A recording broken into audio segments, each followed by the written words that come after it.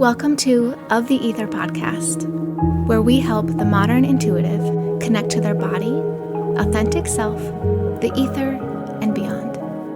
I'm your host, Alyssa McDowell, Holy Fire Karuna Reiki Master and Teacher. Let's go. Welcome back to the podcast. Today I'm going to do something that I've already done before. Hopefully a little better. The first time around I talked about my history, I felt a little self-conscious about it.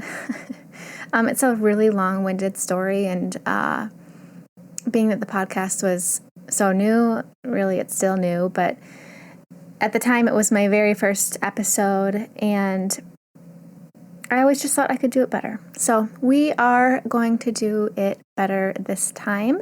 Hopefully, so the story comes full circle.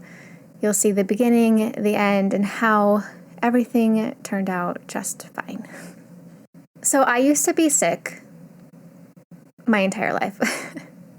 I used to really identify with my chronic illness because it had been my companion for the majority of my life. And really, even now today, I have been sick more than I have been healthy and feel good. And when you're struggling with chronic illness, it does become a part of you. It's so all-consuming. You start to become it.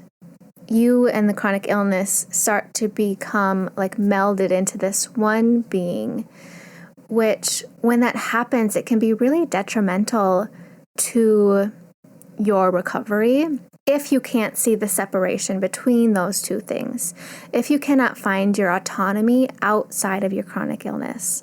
And so I'm going to be sharing my journey about how I found my autonomy within myself, separated from my chronic illness, which allowed me to break free from all of those things and start really, truly healing. And I did that with spirituality and mindset, Reiki, energy work. Like, no joke. Like, if you would have told me 10 years ago that I was going to heal my body with all of those different modalities, I would have called BS. But they have truly made the most impactful change in how my body functions from a day-to-day basis. And so, before we talk about how that happened, we have to talk about what the hell was wrong. And there was a lot wrong. When I think about my diagnoses, I always refer to it as a resume because it's really long, it's really detailed. Things came in, they went out, they stayed for a really long time, then they would disappear and they'd come back, and it's so incredibly detailed. I've had to keep daily diaries on my symptoms just so I can convince my doctors that I'm not fucking crazy and I'm not lying and I am really experiencing these things, because that happens with chronic illness. If you've been there, you know. But really, I have been sick the majority of my life. My digestion started showing signs of not really working at optimal levels when I was 2. Coincidentally, this was around the same time that my parents got divorced, my mom got remarried, I moved to a new house, suddenly had a new sibling, and there was a lot of changes. And I don't remember that period at all, really. But I do remember stories of my mom and my grandma and my great-grandma trying to help me as a very young toddler with digestion issues and constipation, and those issues just never got better. They were there for my entire childhood. To the point where even in elementary school, I can remember a significant time period, I think around the 4th grade Valentine's Day. I remember I missed the party. I missed the 4th grade Valentine's Day party because I had to go to the doctor because my stomach hurt so bad. I had x-rays done, I had tests, I remember there was stool testing, and really the diagnosis was, we don't really know what's wrong. She seems fine, she seems healthy, she just seems to need more fiber. Make her eat fiber wafers, Metamucil, do all the things so we can keep her digestion running smoothly and all of that, you know. I ate the fiber wafers, I did all the things I was supposed to, but the pain like day-to-day pain never really seemed to go away. And slowly but surely, you go to the nurse's office so many times and eventually they just stop believing you because there's no diagnosis. Like, it's just a kid. She's got a stomach ache. She says she's got a stomach ache, but she probably just wants to get out of class, whatever the excuse is. But my stomach really fucking hurt all the time. My entire childhood. Food hurt my body so much. We lived in a household where you ate everything that you were given at a meal, right? I'm sure I'm not alone in that. But there would come a time during the meal where my body was like, enough is enough. You cannot fit any more food in your body. But like, rules are rules. And I was supposed to finish everything on my plate. And it would get to the point where I was in so much pain and I could not fathom putting any more food in my body that I would start putting food in my pockets. Like slowly, like pretending I'm eating it and like dropping my hands down under the table and filling my pockets with food so I could throw them away later. That's how desperate I was to not finish my food because it hurt so bad. And this cycle, this same routine continued elementary school, all through high school, and beyond really for a little bit longer. But in high school, I started to get a new symptom. Very suddenly, it truly felt like it just happened overnight. I was active. I was on the dance team. Like, I lived a fairly normal high school life. And one day I just woke up and I could not catch my breath. Like, I remember our high school had this huge staircase going from the first floor to the second floor. It was probably around 30 steps. It was a very large staircase. And I recall going up about 8 steps and realizing that I was out of breath, like I had just run a marathon. And I was like, oh, that's strange. That's never happened before.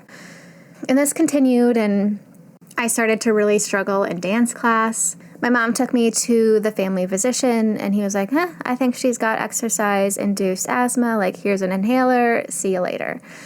Little did I know, he did not teach me how to properly use an inhaler, and it's probably another story, but I used it not like you're supposed to and ended up increasing my heart rate more than it needed to, and it was like a whole thing, and I was like, why didn't you tell me? And like, there's a taste of Western medicine for you. Eventually, we learned over time that the standard inhaler that they use for exercise-induced asthma was not doing the trick. Eventually, I got prescribed a steroid inhaler. It was like this purple disc with powder in it that you inhaled. And I remember it cost a lot of money. It was like $250 a month, around like 2005, 2006, which was like a lot of money. But that was a solution. Suddenly I had asthma completely seemingly out of nowhere. Here's a steroid inhaler. See you later again. Even after that inhaler, I really had to watch my activity levels. Hiking was out of the question. I had to drop out of dance. I just could not keep doing it because my body wouldn't allow me to. I continued using this inhaler for a few years. 2006, 7, 8, 9. Yeah, so 4 years. And I would notice periods of time where sometimes the asthma seemed to be better, sometimes it was worse, but I couldn't really like nail down a pattern. But when I was 20, a few months before my 21st birthday, I decided to go see a doctor in the new town that I lived in. I moved to a big city, met my husband. We weren't married yet, but I was living in a different city with different doctors and lots more specialists than I was accustomed to. And so I decided to make an appointment with a pulmonologist, which is a specialist of the lungs. With that doctor, I went through a slew of breathing tests for asthma specifically. And what they found was I don't have asthma, which really shocked the hell out of me. He did find something else, though, in x-rays, and that was that I had something called straight back syndrome. The curve in my back is just a little bit different than what is considered normal. Really, he didn't think that it would affect my life really at all. Maybe when I got older, but I'll be fine. But he also said, like, you don't have asthma, I think maybe you should see a GI specialist. And I was like, really? For breathing? That's odd, but okay. I wanted answers, so I was really up for anything. So I went to a GI specialist and went through another round of testing, lots of different tests over several weeks. And what the test showed were that I had celiac disease and gastroparesis. And suddenly I was hit with the realization that the solution that I was given when I was a child was actually what was making me sicker. All those fiber wafers, the Metamucil that they were having me ingest was all making me sicker for decades. Not decades, like a little over 1 decade, okay? And I had to switch to a gluten-free diet. If you're not familiar with gastroparesis, it basically just means that my digestion works a lot slower than normal. Now, gastroparesis does work kind of like on a range basis. Some people have it really mildly. I believe I had it more mildly, where other people have it really, really severe and they have a really hard time digesting anything. For me, I have a hard time digesting things that are really cold and things that are like raw. So I don't eat a lot of nuts. I don't eat a lot of raw vegetables just because I can feel that it makes my digestive system work a little bit harder, which in turn causes pain. The pain that comes with gastroparesis is also associated with feeling full really fast or quicker than the normal person. So for me, when I feel full, I'm not actually full in terms of capacity. I feel full because I feel in pain, which when I realized that much later than this diagnosis, it like boggled my mind for so long. Anyway, suddenly I realized that stuffing food in my pockets because I was too full as a kid made a lot of sense. After receiving these diagnoses, I was happy that I had answers. That was the first thought that I had, or the first feeling that I had was, yes, I have answers. This is great. I can tell everybody that, like, hey, I have been sick this whole time. Like, no one believed me, but, like, here's the proof. And then reality sunk in, and I was like, fuck, I can't have bread anymore. I can't have cereal. I can't have mac and cheese anymore. And this is 2009, and this was like right at the cusp of gluten-free becoming a fad. It was right at the start of it. So a lot of restaurants did not have gluten-free options, and if they did, they certainly weren't educated on how to properly prepare the food. So people who actually needed to be gluten-free for dietary issues would have a safe, unpainful experience. So if I were to go into a restaurant right now and I had a significant amount of cross-contamination or like full-out gluten on my plate, and if I accidentally ate it, I will see the effects of that food within 20 to 30 minutes. It might be pain, it might be gas. In most extreme cases, I'm running to the bathroom. That experience is incredibly painful. But I really struggled with the diet. I went through a really low period of time where like I just didn't know what to eat, and my favorite food before going gluten-free was bread. I cringe now thinking back on how I used to eat, but I really had no idea how to eat at this period in my life. I ate when I was hungry, and I stopped when I started to feel pain, which was fairly soon. And so like I just ate to get by. It was really just like a survival mechanism. It was never a pleasurable experience. It was never a nourishing experience. Like when I think back now, I was like, there was no nutritional value in anything I ate at that time. It was terrible. But I went through like a 6-month, probably depression. I cried so much over what I could not eat anymore, and my husband can attest to all the crying and all the complaining, and it was a rough patch for sure.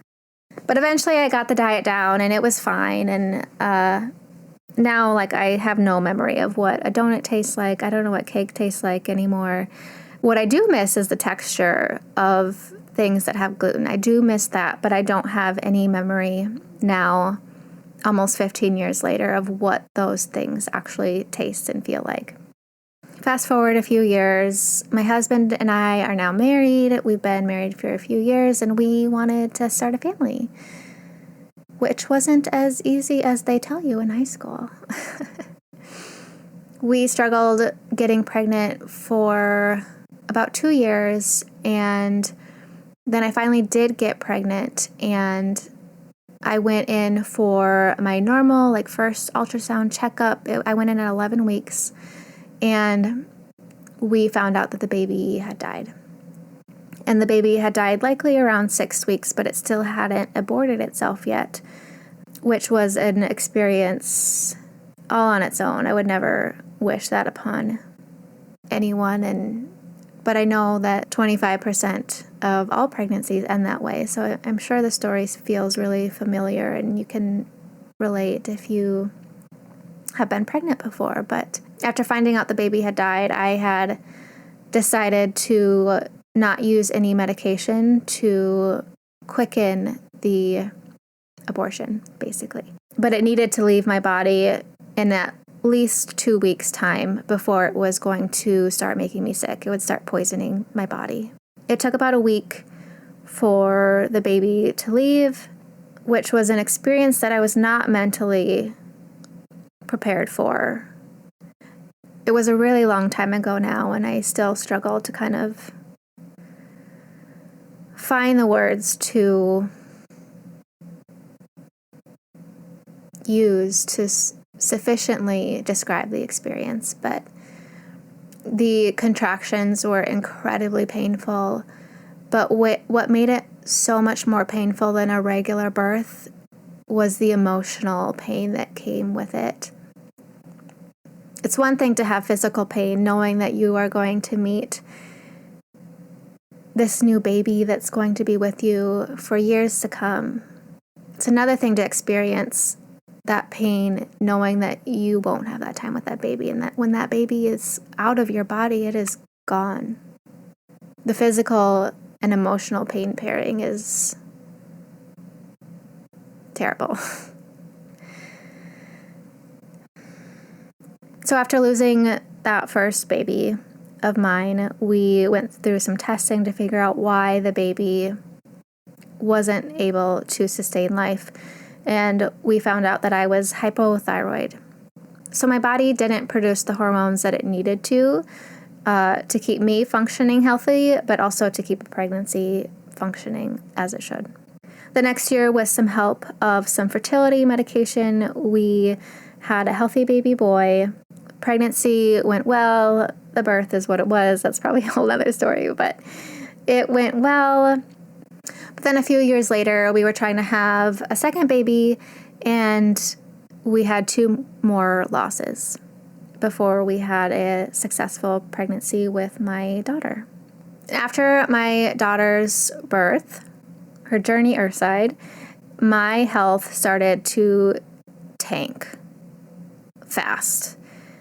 The first thing that settled in was extreme chronic fatigue, which was new to me, and I just thought, hey, I'm a mom, I'm a new mom, I have a baby, this is normal, it's just how it is.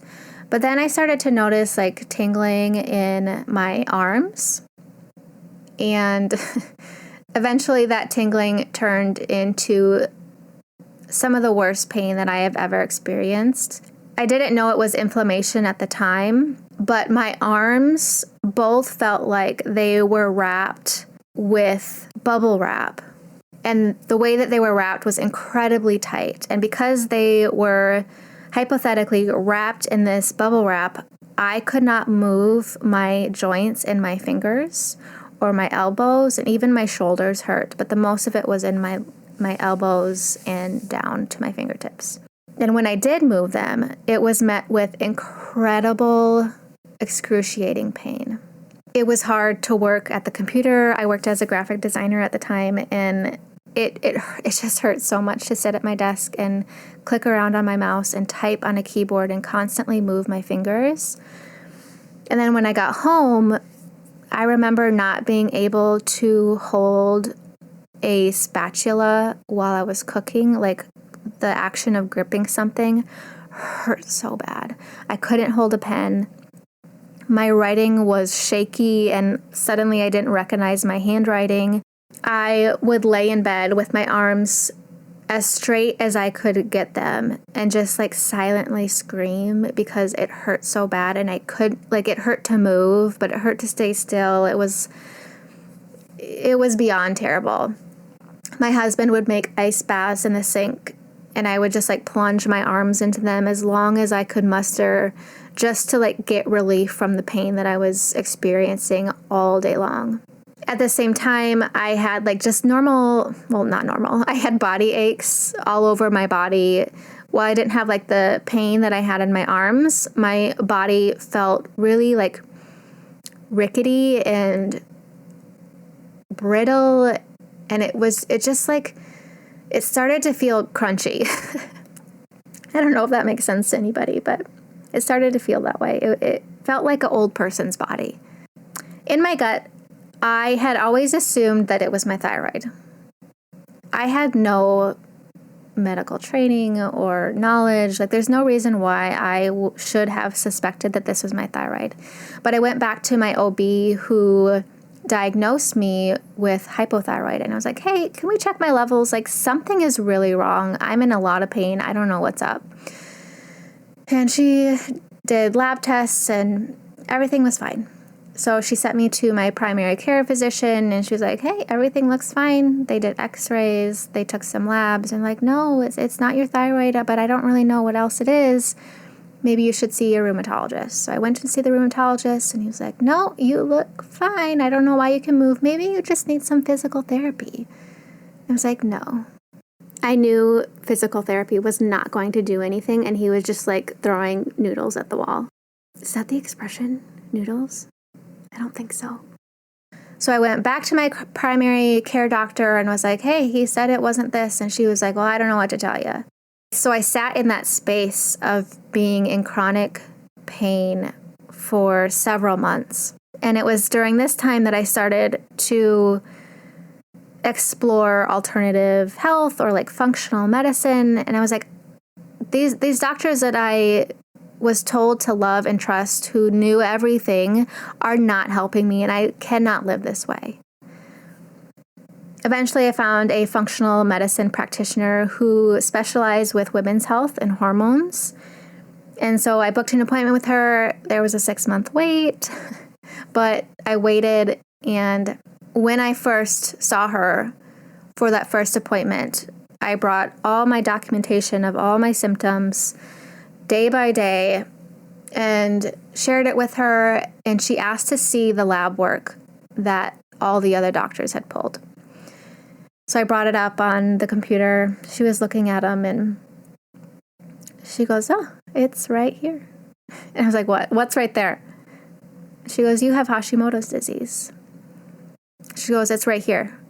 It's right here. They missed it. And I was like, well, what's that? And she goes, it's an autoimmune disease regarding your thyroid.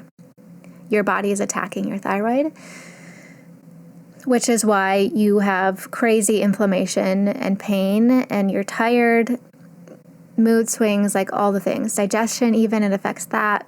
And I was like, oh. First I felt relieved to have an answer, and then anger swept in because I had seen so many doctors.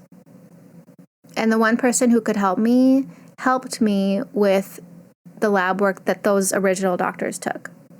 And yeah, the functional medicine practitioner who did diagnose me confirmed it with her own labs, just to be sure, but I had Hashimoto's disease. First thing she told me was to cut out all grains, including corn and sugar and dairy. And I was like, okay, if that will make me feel better, great, I will do it. And she recommended some books, so I went to Barnes & Noble immediately after the appointment, grabbed the books I needed, and went home. And I was like, yes, I am going to be fine. This is going to be great. It wasn't great. At this point in my life, I was a rule follower. You give me rules, you give me structure, I can follow those. Okay, I can get it done. In fact, I like to follow the rules. I found rules to be a safety net. I found them to be easy to follow. But this diet was not easy by any degree at all. I went through large stints of eating really good, eating the way that I was supposed to. And then I would have a craving. And then I would worry about the craving. I'm like, I really want it. And then I would be like, but no, I can't. And then eventually my self-control would bust and I would have the thing. And then I would have the guilt. And then I'd be like, well, I already ruined the day, so let's just really ruin it and just eat whatever I want for the rest of the day. And then I was like, well, maybe I'll eat the way that I want tomorrow and the next day too. And then like, well, I already ruined it, so maybe I just won't start the clean diet, the healthy diet, the diet I'm supposed to do until like next week. Let's start it like on a fresh week, right? You go through this cycle of doing all the things you're really supposed to, and then you break it once, and then you really break it because you're already broken, and you might as well just like keep breaking it. Enjoy the breaking of it, you know? But I struggled with that back and forth for a really, really long time. And every time I slipped and ate something I wasn't, quote unquote, supposed to be eating, I felt incredible guilt and shame. And I didn't want to tell anyone that I was eating what I wasn't supposed to because I was telling them in the same breath that I needed to eat this other way. And this other way was going to save my life. But I just like wasn't getting there, and I didn't understand how to be that person who just like naturally wants to and actually does eat the way that they need to for their body health. And this volleying back and forth of eating good and not eating good lasted for just under 2 years. It was quite a while. It was also during this time that I started to explore the possibility of entertaining spirituality outside of religion, energy work, and Reiki specifically. Now, I wasn't doing energy work or really having any spiritual connection at all at this point, but I was reading books, I was curious, but I wasn't like doing anything about it. And mind you, because I was kind of flip-flopping on my diet, I noticed the inflammation go down in my arms when I ate healthy. Like it was a visibly and physically noticeable difference. The more sugar I ate, the more I could feel my arms bulk up. Like visibly they weren't bulking up, but I could feel the inflammation creep in. And then suddenly my fingers started to hurt, or my wrist would get really weak and start to hurt. And of course, the more quote unquote bad things I ate, the more pain would settle in. And then I would heal a little bit because I was eating fine, and then I would go back. And so that was happening.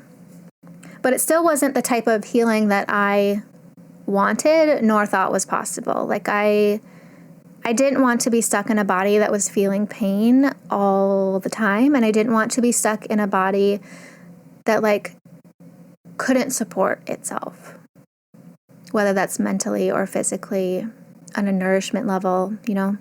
And then I had a friend and coworker give me a book. And this book completely changed my life. It's the book I recommend to nearly everyone I see and work with, especially if they have chronic illness or chronic pain or whatever it is. It was a book called You Can Heal Your Life by Louise Hay. The premise of this book is that the way you speak to yourself, the way your thoughts are running in your mind, have a direct correlation of the manifestations of physical illness in your body. Another spin on it could be the law of attraction. You are what you attract. It's a lot of mindset work, but essentially through her work, she came to the conclusion that specific thought patterns bring in specific illnesses or specific pain or specific decreased functions in different parts of the body or organs. And so upon reading this, I realized that I truly felt in my body that I needed to prove that I was sick in order for people to love me. And I understand that that's a huge statement. But her work and the way she explained things and the feelings and the thoughts that she correlated with thyroid issues especially were spot on for me. But I realized that I thought I needed to prove that I was sick in order to be loved, which would explain why at this point I had gastroparesis, celiac disease, straight back syndrome. I just realized that I forgot to tell you that the shortness of breath was caused by chronic acid reflux. Back when I was diagnosed with celiac disease, that was the issue. And I was put on PPIs for that, and it completely resolved the acid reflux and completely resolved the breathing problems. Okay, back to where we were. But the acid reflux, the hypothyroid disease, and the Hashimoto's.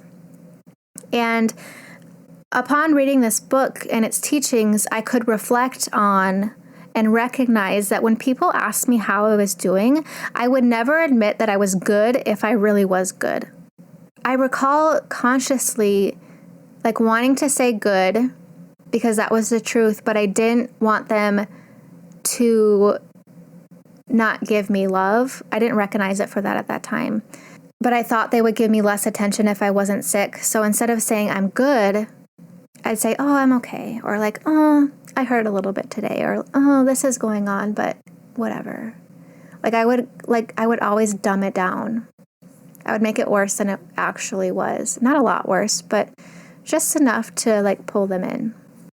And this book teaches you how to examine the why. Why are you thinking that way? Why are you thinking those things? Why do you feel that way?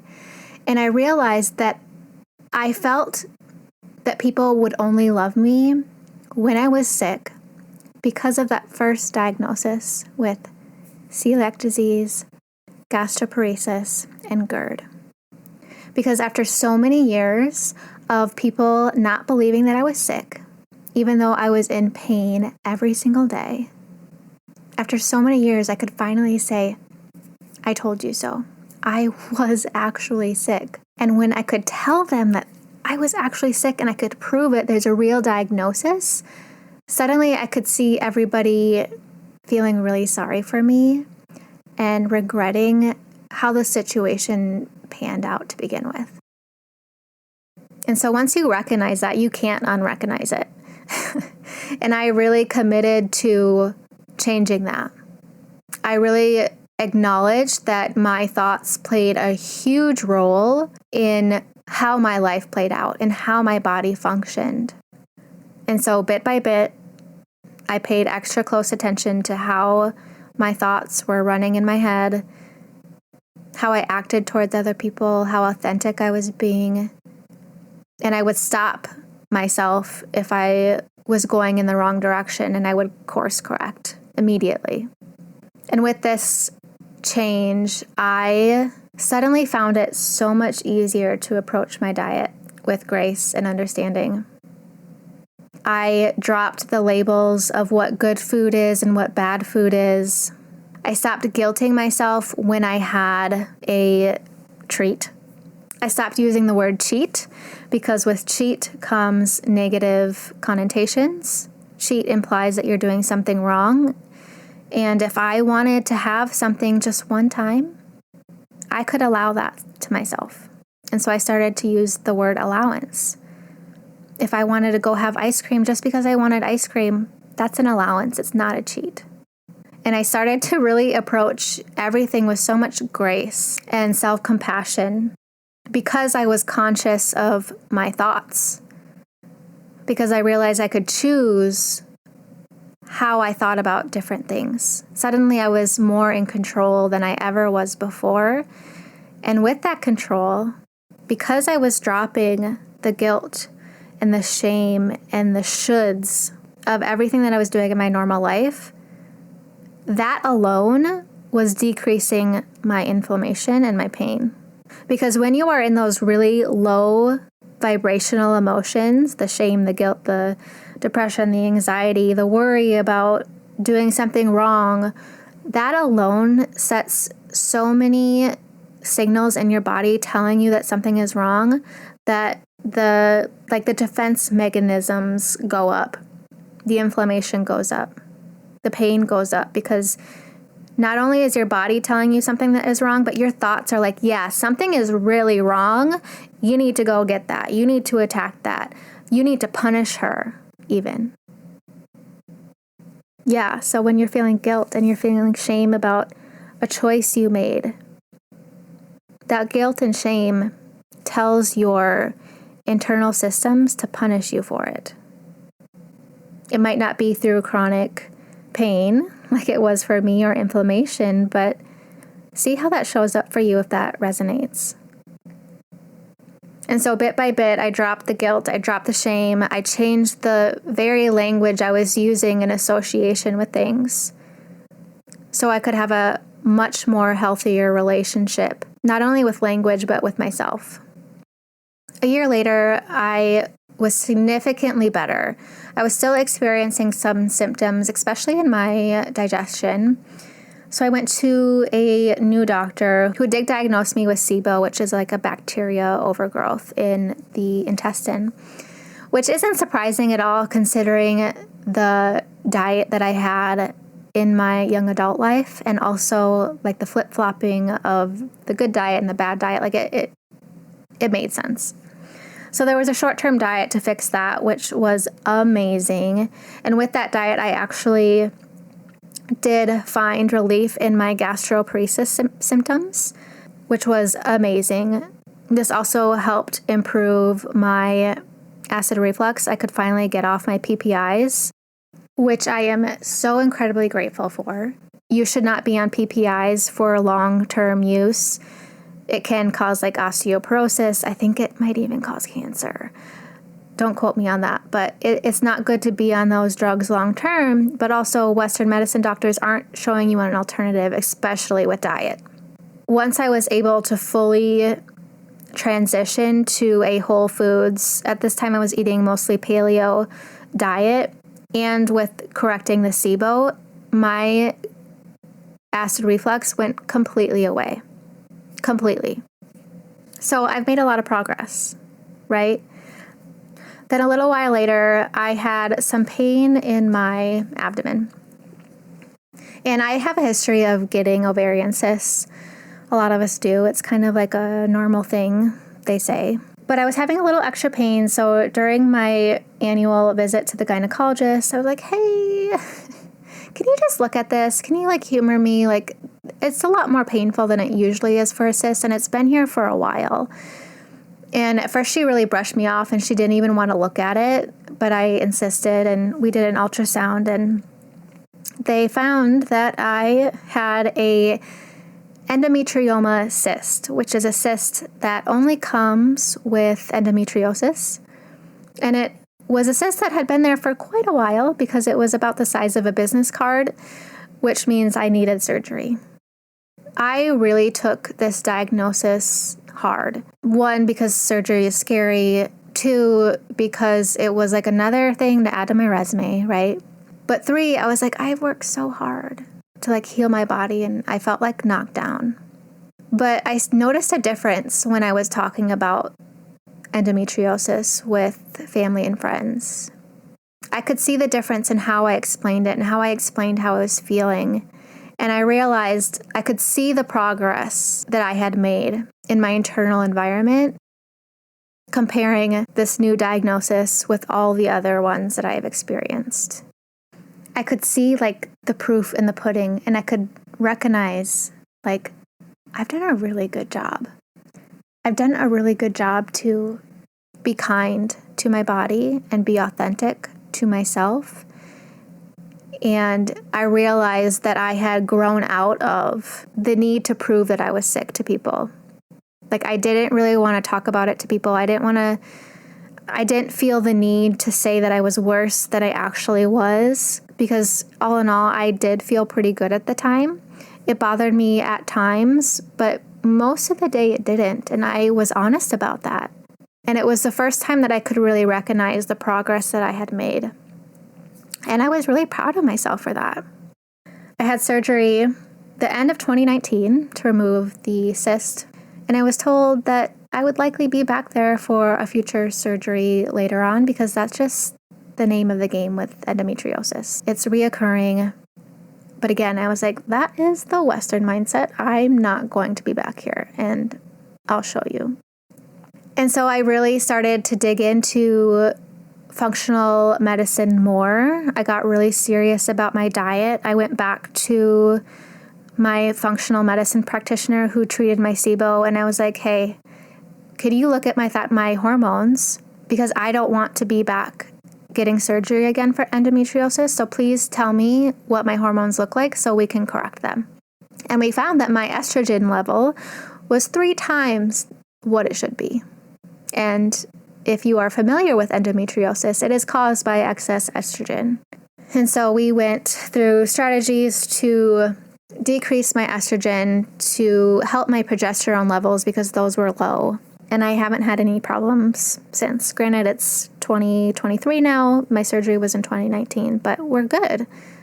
Because I had had such success with Louise Hay and her beautiful book, I continued to explore spirituality during this time, what that meant and what it meant for me. And most significantly, I explored energy work. I had read books about Reiki. I read books about meeting spirit guides, but I never actually experienced it. And then COVID happened and I got bombarded with the most scary anxiety that I've ever had. And so I was like, well, I can't function with this anxiety living in my body right now. I am so fearful. I've got nothing to lose. And so I booked a Reiki appointment. And when I tell you it was night and day, it was night and day. I went into my Reiki appointment completely terrified that I was going to die. Not even joking. And the next day, I felt fine. I felt confident. I felt safe. And it was so beautiful and assuring. And I was like, I need this. I need this. This modality is incredible. And so a few months later, I got attuned to Reiki level 1 and level 2. Level 1 is where you do Reiki on the self. Level 2 is where you can learn to do Reiki on other people. 6 months later, I got attuned to level 3, the Reiki master level. And then a year after that, just under a year, I got level 4. It's not technical level 4, but I got a 4th level of Holy Fire Karuna Reiki.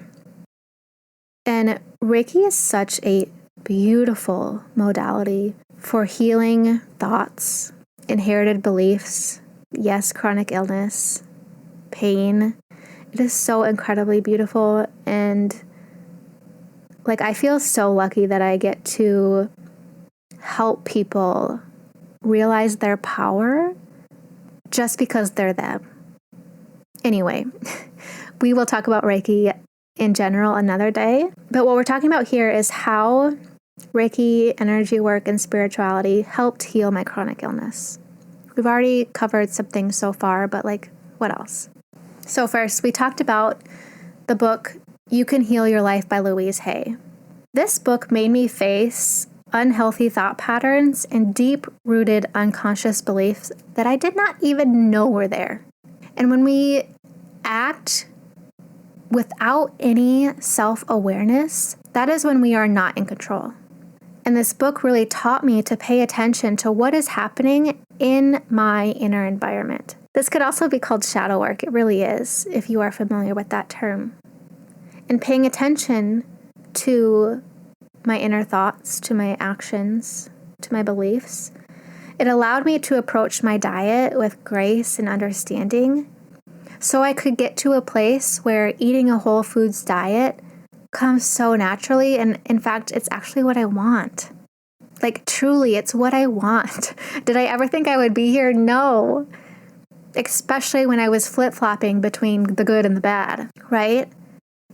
And on the flip side, it also allows me to have an allowance to have something special that I wouldn't normally eat without guilt, and most especially without any physical repercussions. But I can recognize now that there isn't good, there isn't bad. And if I want to have something that I normally wouldn't have, I can have it. I'm the boss. I can have it. And I can just have it once because I'm not guilting myself and saying I'm never going to be able to have it again. Reiki erased my anxiety, and it still continues to bring me back down into my center. Whenever I am feeling iffy about something, whenever those really high emotions, no, I shouldn't say high, whenever those low vibrational feelings, anger, sadness, depression, anxiety, guilt, worry, whatever it is, whenever I feel those creeping up, I will automatically give myself Reiki, and I can feel like this blanket of calm settle into my system. Being conscious of myself, my thoughts, with the help of Reiki and spirituality has brought me closer to my authentic self. Every time I receive Reiki, I feel so calm and like myself. Like, I don't know how else to describe it. Like, when you receive energy work and you're like giving that gift of Reiki to yourself, it feels like you become more yourself in like the most loving way possible. And it allows you to see your own divinity, right? We are all divine. We are all sacred. We are all in control over our experience. And you can learn to become in control of your experience with mindset work, like Louise Hay practices. Or you could read The Law of Attraction by Esther Hicks. That is also, it's not medical related, but it's also the same theory, essentially. Through Reiki and energy work, clearing out any stagnant energy that's lodged in your system, or beliefs, or unhealthy thought patterns. But the most profound thing that encompasses all those is that when you step into taking control, the mindset work, spirituality even, or Reiki, you're choosing yourself. And you're saying, hey, I know I'm in control here, and I can do something about this because I am divine, and I am love, and I can decide how my life will look, how my body will work. If you can commit to choosing yourself and choosing growth, taking accountability even. At the core of it, I really believe that that is what spirituality is. Recognizing your divineness, your control, and your awareness of all the good and the bad. Your awareness of how things can change, how things don't need to change. Your awareness of you and how you can show up. And all those things is truly what allowed me to heal today, to be healed today. Yes, the diet, of course, did lots of the legwork. But the mindset and the Reiki and the spirituality is really what sealed the deal. And now today I have zero chronic pain. I have zero inflammation. I stopped taking all the supplements that all the people said I needed. I'm only on one medication right now because my thyroid just was too shot to go back. But I used to spend hundreds of dollars every month on supplements to support my body. And once I claimed my divineness and took control, that is when I could eliminate all those, because I can eat things that do those same things essentially. And I just don't need all those supplements. My body didn't need them anymore because my body was feeling the support internally, because I didn't have those energetic blocks anymore, because I didn't have those unhealthy thoughts that were creating I'm going to say bioki. It's a Reiki term. It wasn't creating bioki, which is like tainted, like sludgy energy in my body that was making me sick. So that is my long-winded story of chronic illness and how I healed it. And so, if you would like help taking control of your life, becoming more yourself, if you'd like to learn about yourself, to become aware, you can always come to me for a Reiki healing. Not only do I heal the energy within your body, but I get channeled messages that come through during the session, and I'll tell you what's going on. And not only tell you what's going on, but I'll show you like, hey, you should maybe think about doing this instead. Or this is how you should approach that situation. Or this might help you achieve this thing. Every session is unique. I get lots of different messages based on the chakra or body part I'm focusing on, but they're incredibly helpful, and they give you so much insight and control on your life and moving forward. If you want to learn more, visit me at oftheether.com, OFTHEETHER.com.